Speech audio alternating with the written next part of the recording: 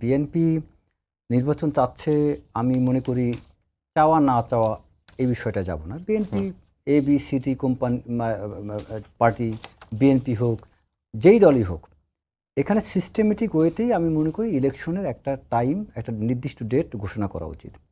আর যেহেতু অলরেডি আমরা 1 বছর পার হওয়ার পথে, একটা অন্তর্বর্তীকালীন সরকার, এটার লেজিটিমেসি নেই এত লম্বা সময় থাকার, এবং এটা একটা ক্রাইসিসকালীন বা সংকটকালীন সরকার, যেটা সংকট মোকাবেলা করার জন্য যতদিন পর্যন্ত সংকটটা শেষ না হয় ততদিন পর্যন্ত এই সরকার ক্ষমতায় থাকবে।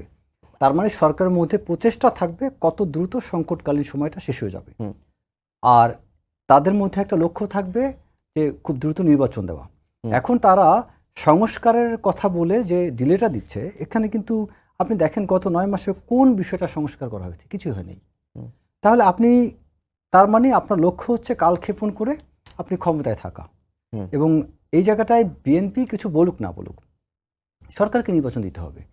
আর এখানে ডক্টর মোহাম্মদ ইউনূস যে টাইম লাইনটা বলছেন যে আগামী জুনের মধ্যে ইলেকশন, এরকম একটা ভেগ টার্ম ইউজ করা উচিত না। কারণ কি, এবং অলরেডি কিন্তু বিশেষ করে এনসিপি সহ কয়েকটা দলের নেতাকর্মীদের মুখের ভাষা এবং সরকারের প্রতিনিধিদের কথা শুনে বোঝা যাচ্ছে যে তারা একটা অজুহাত খুঁজছে।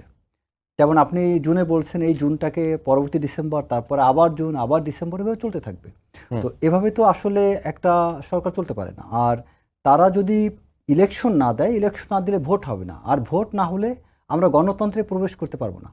আমাদের দেশে এখন এই মুহূর্তে এমন একটা অবস্থা চলছে যে এই মুহূর্তে কিন্তু আপনি দেখেন কোনো ইনভেস্টর বাংলাদেশে আসতে চায় না। কারণ কি, যে কোনো একটা ইনভেস্টর যখন বাংলাদেশে আসবে, সে চিন্তা করবে যে আমি একটা প্রজেক্ট নিয়ে বাংলাদেশে যাব। ধরেন কথা কোনো বিদেশি একটা অর্গানাইজেশন রেলওয়ে ডেভেলপমেন্টের জন্য আসবে। এখন রেলওয়ের আধুনিকরণ যদি আপনি করতে যান, সেখানে আপনাকে হয়তো 3 বছর সময় লাগবে। এখন ওই প্রজেক্ট সে যে নিবে, 3 বছর এই সরকার ক্ষমতায় থাকবে কি না থাকবে তা কি তারা জানে? 1.5 বছর পরে সরকার চেঞ্জ হতে পারে, 6 মাস পরে চেঞ্জ হতে পারে। তখন চেঞ্জ হলে কি হবে? যেমন আওয়ামী লীগ চেঞ্জ হওয়ার পরে আওয়ামী লীগের অনেক ইনভেস্টররা তারা কিন্তু কাজ বন্ধ করে দিয়েছে, যে কারণে বাংলাদেশে কিন্তু এখন অনেক কাজগুলো স্থবির হয়ে আছে। ঠিক তেমনি আবার যদি এই একই পরিস্থিতি হয়, তখন বাংলাদেশে ইনভেস্টররা ওই ভয়ে আপনার কোনো কাজ আসছে না। তার মানে কি, আমাদের দেশে এখন ইনভেস্টর বিনিয়োগকারীরা এখানে আসবেন না।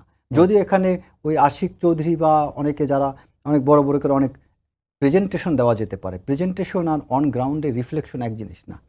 সো এখানে বিএনপিকে আমি মনে করি যে বিভিন্নভাবে দায়ী করে বা বিএনপিকে সামনে নিয়ে যে মন্তব্যটা দেওয়া হচ্ছে, আমি মনে করি বিএনপি শব্দটাই তার মেনশন করা উচিত না। তার কথা হওয়া উচিত যে সে কত তারিখের মধ্যে কবে ইলেকশনটা দিবে, এবং that must be within December.